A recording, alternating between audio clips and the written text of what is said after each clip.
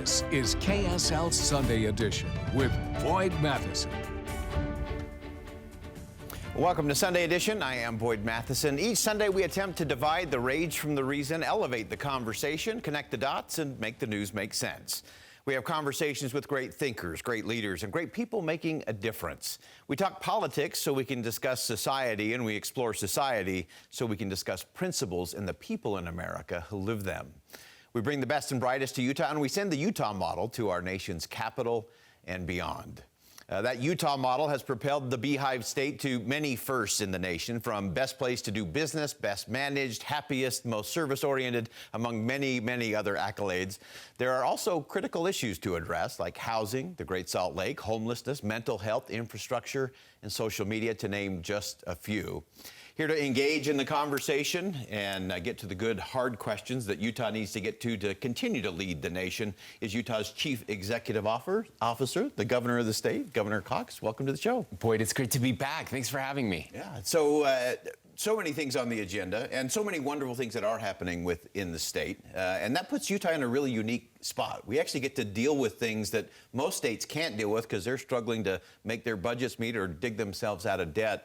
Give us some of the high priorities in terms of what you're focused on, because we can focus on it here in the state of Utah. Yeah, well, thank you. We are very fortunate. The accolades are great. Every politician likes to share them. I get that. But you're right. It does give us an opportunity to deal with problems. And I want to thank the legislature who's in session right now. I met with the Speaker and President several times this week. And we're talking about the big things and things that will matter not just now, not just a year from now, but 20, 30, 40 years from now. You mentioned some of them. Housing attainability is top of mind for me. The price of housing has skyrocketed. The American dream still matters. I want to make sure our kids and grandkids can buy a home. Yeah. So we've announced an audacious plan to build 35,000 starter homes over the next 5 years. We're working with the legislature to get policy right, because government does play a role. Local government, state government, where you can build, what you can build, how you can build, all of those things matter. We're looking at homelessness. That's important too. We've seen homelessness increasing, especially in our capital city and some other places. We're not going to allow what's happening in places like San Francisco and Portland to happen here. And so we've got several bills dealing with that. Water infrastructure, all of those things are still important. And again, just focusing on the issues that are on the minds of Utahns. Yeah, no question about that. And one of those big issues on the minds of many Utahns is about our young people, and in particular social media. This has been a big focus, a big emphasis for you. Let's kind of unwind it a little bit in terms of where does that start for you? What are the things that we should be thinking about as it relates to our youth and social media? Well, it has to start with the data and the research. Now, we're seeing it happening. Every family has been impacted with this, but young people, especially young women, we've seen just huge increases when it comes to mental health issues. So, anxiety, depression, self-harm, all of those things. And every day it seems like there's new research showing a tie to social media. This started about 2012. It's been skyrocketing, and that's where it starts for us. We know we have to do something to help our kids, to protect our kids, and the social media companies are not doing that. And so that's kind of where we started. We passed some of the most aggressive legislation in the country last year, but we put a delayed start date on that so we could work through it, so we could get input. We really want to get this right here in Utah. We're also using the courts. I mean, we're suing TikTok, we're suing Meta, more to come on those, holding them accountable because they know the dangers and they're not doing anything to fix it. Yeah, unpack that a little bit for us in terms of some of these platforms, TikTok, some of the other, what is it that we're looking for them to do? What's the proper role there? What's the proper role of government? And then how do our families and communities play into that as well? Yeah, so I want to be clear. Families have the primary responsibility for this. We're not looking to usurp parents and parental responsibility. But what we're hearing from parents, and I'm one of those parents, by the way, of teenage kids, is that we need the tools and we're not getting those tools. And the way they're designed, they're designed to addict us to them. We don't allow that. We don't let kids go gamble in Vegas and get addicted to slot machines. But it's the very same technology. It's the very same theory that they're using to addict our children. And so we're pushing back. We know that we've had some leakers from some of these major companies who have shown that these companies knew what they were doing, knew it was causing harm, knew that their designs were going to addict kids, and they ignored those warnings and moved forward anyway. Much like opioid companies and cigarette companies in the day. That's the basis of the lawsuit, to hold them accountable for the damage that they've done, and the legislation to make them responsible so that they can give families and parents more tools to stop the madness. Yeah. And let's dig into in terms of the kind of at the local level, in terms of, you've talked about some of the things in terms of digital devices in school, having kids check in their phones. Give us some sense in terms of that conversation, where that is going and what we hope the result will be. Sure. So there have been some studies done that show, and this shouldn't be a surprise to anybody, but when kids do not have their phones with them, so they took 2 classrooms, gave kids phones, these kids took their phones away, they tested them, scores improved significantly on the kids who did not have devices in classroom, right? Pretty simple stuff. They're connected. We need that connection. So many things improve. So I've reached out to every school, to every principal, every teacher in the state, and asked them to figure out what works best for their school.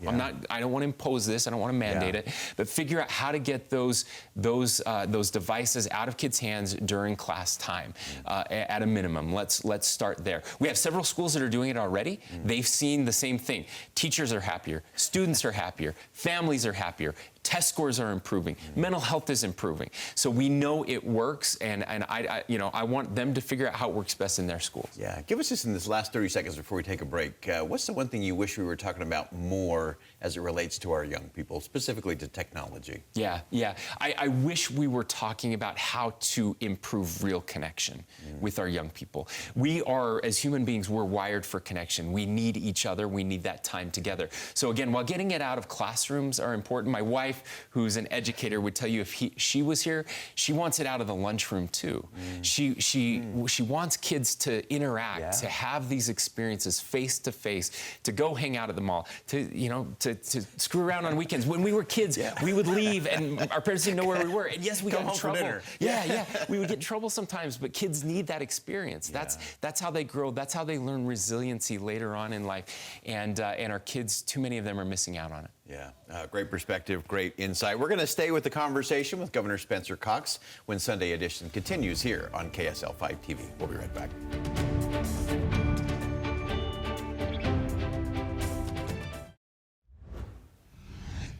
Welcome back to Sunday Edition. We're staying with the conversation just a little bit longer with Utah Governor Spencer Cox. One of the areas that we continue to have concern about, again, great growth, all of the plus things we have going for the state. Yeah, you mentioned in our first segment this desire to make sure we're planning 10 years, 20 years into the future. And you mentioned that area of housing. Unpack that for us a little bit in terms of what do we really need to do all the way down to the local level in terms of some of that regulatory stuff that can actually create a space so those young people we've been talking about cannot be exported across the country, but we can keep them here in the state of Utah. Yeah, I truly worry it's the greatest threat to our future prosperity and the prosperity of all of our people, especially our kids. So there are some things that need to happen there. We're working very closely with the League of Cities and Towns. We're working with home builders all across the state to figure out how to do this better. We know that there is a local piece of this. So zoning determines what you can build and where, right, and how that's going to happen. Access to capital is also important. And so we're looking at how do we help cities and how do we encourage cities to allow for more density, but starter homes. Again, that's where my focus is. There's a lot of kind of NIMBYism, not in my backyard, when it comes to density. We don't want big high-rise apartments in our backyard. I get that. We've done better on that side in lots of places, especially in Salt Lake City and others, but the single-family, detached, owner-occupied housing is what we're looking for. Most of us started out in a 1,300 square foot home, a 1,400 square foot home, and we can do it again. Our kids need those opportunities. So we also need infrastructure. One of the things we hear is we have 190,000 papered lots in this state where people could build. So I asked, well, why aren't they building these starter homes there? I said, well, there's no infrastructure, sewer, water, power, those types of things. So we created an infrastructure bank last year, trying to get some funding from the legislature this year to help prioritize those cities who are willing to allow these types of homes to be built, these starter homes, would get first access to that infrastructure bank to open this up. And then we're looking at a program we started last year, augmenting that. This is a first-time home buyer incentive where we can give up to $20,000 to a new home buyer. But the caveat is it has to be new construction. Otherwise, we're just increasing inflation, right? We want new homes. So this is to incentivize builders saying, okay, there's a group of people who have money for a down payment now. Let's go out and start building these homes. So we're really looking at every possible layer when it comes to building, construction, purchasing, to get more people into these homes. Yeah. And let's talk about those who are perpetually unhoused on our streets. It's been one area that I think you've taken on, Governor, in terms of let's stop treating these people as if they were liabilities to be managed. Let's treat them like human beings with infinite potential that can add to our community. How do we get to that conversation and really get to some things where we're not just throwing assets at this particular problem, but we really are helping that dignity and humanity? Boy, I love the way you put that. I mean, that's we could unpack all of that, because what you talk about really is the Utah way. It's a Utah model, and so we're focused on helping our cities as well. Traditionally, homelessness has been left to the cities and the counties. The state is taking a much more active role, because this is a problem that impacts everybody. If you were homeless in Fairview, you didn't stay in Fairview. You go to Salt Lake, right? And so we all have a role to play here. So we're very focused in how we can give resources and hold people accountable. If you just do one, you're not improving the person's life at all, right? We see, again, there's no compassion in allowing people to die on the streets, these tent cities that are popping up everywhere. We can't allow that to happen. We have to be done with unsanctioned camping. It's not safe, for those who are experiencing homelessness. It's not safe for people with their kids playing in parks and walking down the street. We will not live in a city where you can't walk down the street, where you're fearful to go play at a park. So what we do is we offer people opportunities to get better, to get healed, to get help. But if you don't take those opportunities, then we're going to hold you responsible. And we have laws for a reason. We have to enforce those laws. We can do both of those things. It's a false choice to say you have to be compassionate or you have to hold people accountable. We reject that. Yeah, I think that's such an important part of it. We do get a lot of those fake fights and false choices when it comes to that, and getting all of that together, I think, is so vital. You've done a lot of convening over your time as governor, which I think is so important to bring people to the Utah model, to give that a look. Recently, you had a group in talking about Utah's extraordinary volunteerism and that impact. Give us a little sense of that. Sure. Yeah, we held a service summit where we brought in experts from all across the state, or excuse me, all across the country and the state, because Utah is the place where people serve the most, where we have more charitable giving per capita than anywhere else in the country. And understanding the role that service plays in building up our communities, building our roots. We have some bills in front of the legislature. We want to make this intentional. Historically, we've led because our faith-based communities have been so good, our nonprofit communities. But as people are leaving faith, they're leaving churches, they don't have organized opportunities anymore. We want to help our young people especially. So we're looking at some pilot programs in our high schools, as well as a program for those who have graduated, who are going into college, where they can have service opportunities, maybe service requirements to graduate in some of those schools, so that they can learn about giving back, the power of giving back. We also know, as we talk to mental health experts, this is fascinating, that many mental health experts now are recommending service before psychotropic drugs, or help that way. It has the same impact on our brains when we're serving and giving back. It helps our mental health. Again, it helps the community around us. It solves problems. It helps us feel like we're a part of something bigger than us. And that's what's made Utah so special. We can't lose that. In my State of the State, which I know all your viewers watched, mostly just my mom, but I know that I talked a lot about that. How do we keep Utah different, weird? We are weird. weird, and I'm proud of that. We want to keep that for future generations and not lose it. Yeah, such an important component to it. And real quickly, as you hit with your fellow governors, give us one thing that they're saying, hey, if we can get the Utah model, this is what we want. Yeah, so the one thing I hear the most on is social media. That's the piece where I've heard it from members of Congress, I've heard it from my fellow governors, I've heard it from the President of the United States. The first thing he wanted to talk about is, hey, Utah's doing it right, the rest of the country needs that. Yeah, fantastic. Utah Governor Spencer Cox, thanks for leading. Thanks for joining us on Sunday Edition today, as always. Thank you, Boyd. All right, wonderful. When we come back, we're going to close out Sunday Edition with a look at a principle first championed in the late 1800s in Scotland that might help all of us who might be feeling a little bit weary, exhausted, and exasperated.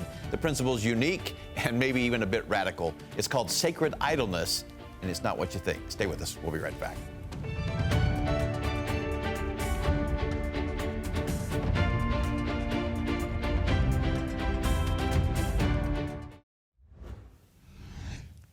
Welcome back to Sunday Edition. George MacDonald, a Scotsman born in 1824, captured the challenges, pressure, and pace of our modern society right here in 2024 when he said, "Work is not always required of men and women. There is such a thing as sacred idleness, the cultivation of which is now fearfully neglected." Incredibly, Mr. MacDonald felt way back in the 1800s that society was already moving too fast, missing too much, and manufacturing way too much stress in the whole process. Today, we live in a world that's accelerating and fast forward with more changes and more challenges than ever before. As a result, so many of us feel weary. And it's a weariness of both body and mind that unfortunately does not disappear with just a good night's rest. Many in our nation greet the dawn with weariness, only to feel the discouragement and despair deepen as the day drags on. The external influences that bring on weariness are only a small part of the overall pattern of weariness in our nation. In truth, most of our weariness is actually self-inflicted. We can become weary by attempting to do too much, trying to please everyone, obsessing on negative news, holding a grudge, being in a hurry, needlessly worrying, being forever tethered to our technology, and even by not being clear about what really matters to us. All of these things add tremendous weight to our already wearied and burdened march through our daily and racing kind of living. So there is such a thing as sacred idleness, the cultivation of which is now fearfully neglected. So George MacDonald knew that sacred idleness was being neglected and that it was the key to overcoming weariness in a very worn-out kind of world. Now, to be very clear, sacred idleness is not in any way a justification for self-indulgence, for laziness or narcissism. Sacred idleness is not about escaping reality, mindlessly watching TV, sleeping late, forever surfing social media, or a kind of justification for doing whatever feels good. Rather, it's a focus on sacred things that rejuvenate and renew and restore us. It should be noted that sacred does not necessarily equate to things related to religion or spirituality, though it often can. It's important to note that the word sacred is often defined as something highly valued, something set aside, or even set apart for a specific purpose. For example, a parent's sacred funds for their child's college education, saved through their hard work and sacrifice, is a good example. Time set aside for loved ones can be sacred, as can time for self and self-reflection. Sacred idleness is often an opportunity to rest, but not in the lying in a hammock kind of way. I once heard sacred idleness and real rest described as the energizing joy, peace, and satisfaction that come from doing your duty and making a difference. Interestingly, in the New Testament, Christ taught his apostles this very important principle of sacred idleness and rest. In the book of Mark, it actually reads this way: "And the apostles gathered themselves together unto Jesus and told him all things, both what they had done and what they had taught. And he said unto them, Come ye yourselves apart into a desert place and rest a while. For there were many coming and going, and they had no leisure so much as to eat. And they departed into a desert place by ship privately." So taking yourself apart for some rest because they had had no leisure. I think that is an interesting framing. We can all feel that way with our crushing schedules and the perpetual to-do list that we chase. Christ was giving the apostles a chance to have a moment of sacred idleness and righteous rest. Now, he was not taking them on a weekend spa retreat. My guess is that there was a lot of work and a lot of study out there in the desert, to be sure. Elder Neal A. Maxwell of the Quorum of the 12 Apostles of the Church of Jesus Christ of Latter-day Saints, one who understood sacred idleness, once said, "We rest and have some solitude in order to better serve those who may be contributing to our fatigue." In the end, sacred idleness is about pursuing small moments that matter. It's making time for yourself and for those that you care about, to do the things that are important, rejuvenating, and to set aside for yourself specific things that are on purpose and intentional. Activities that give you energy back are sacred, and making them a priority is paramount in our lives. Finding sacred idleness can be as simple as stepping away from the constant engagement of work, disconnecting from our digital devices, meditating, or just getting away for an evening. I've actually found that a shoe shine at the airport can be a magic moment for me, as can listening to an inspiring song, reading history, breathing deeply, writing, or simply forcing myself to be still for a moment. Amazingly, sacred idleness can also be found in serving others, meaningful dialogue, reaching out, or simply looking within. Some of the greatest moments of sacred idleness occur in the midst of what author David Brooks referred to as thick relationships. We live in a world of transactions in business, politics, and sometimes even at home. So transcending the transactional in pursuit of relational can transform everything and become a great source of renewal and sacred idleness in our lives. It's true that more people run out of energy and hope than run out of opportunity. Feeling burned out, overextended, and forever weary can ruin our relationships, our careers, destroy organization, and our personal lives. Recharging your batteries, decompressing, and stepping back are important disciplines. Filling your days with inspiring, renewing, and rewarding thoughts and activities will lead you to be more happy, more successful, and enjoy the journey through the fast-paced world that we live in. So George MacDonald was right. Working, pressing, and stressing are not always required. And if you're feeling a little weary and unable to sustain your daily pursuits, it may be worth it to set some time aside for a moment of rejuvenating rest and even a little bit of sacred idleness. Think of it that way. Well, that wraps it up for us today on Sunday Edition. I'm Boyd Matheson. Thanks so much for joining us. And as always, as you go out into the world today, make sure you see something that inspires, say something that uplifts, and do something that makes a difference. Music and the spoken word is next.